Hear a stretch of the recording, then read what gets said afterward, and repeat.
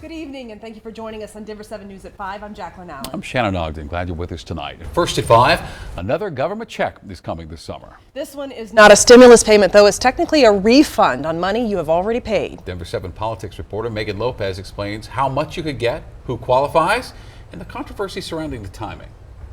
Colorado's tax system is determined in large part by the Colorado Taxpayer Bill of Rights, or TABOR. Basically, it limits the amount of revenue the government can spend each year based on the population and inflation numbers. Now, anytime the state collects more than that amount, they have to give it back to the taxpayers. This year, Colorado's economy was better than expected, hence the return.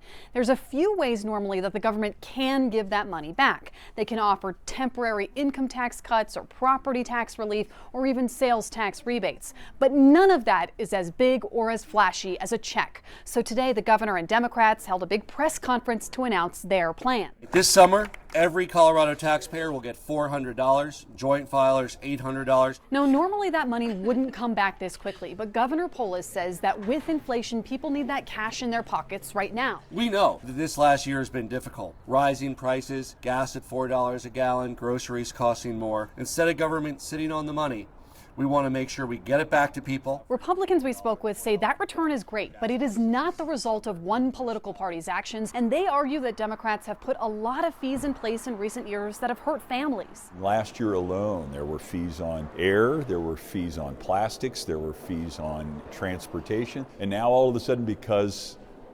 politically it's getting a little bit hot, they want to give money back. The reality is it's almost laughable. It's so politically transparent. So they would rather see people keep that money along the way instead of being refunded. But anytime there's something political that's being discussed these days, you have to keep in mind that there is a big election this year. So even with this refund, it really provides an opportunity for elected officials to really take credit for something that they didn't have a whole lot to do, and in the case of TABOR particularly. In fact, two of the people who attended Monday's press conference penned an op-ed last year in the Denver Post saying that TABOR stunted Colorado's progress and writing, quote, "This coming year taxpayers will see rebate checks, but those will come at the expense of better funding for public services that reduce costs for all of us." Political or not, though, people will start to see those $400 checks in the mail in August or September. MEGHAN Lopez, Denver 7.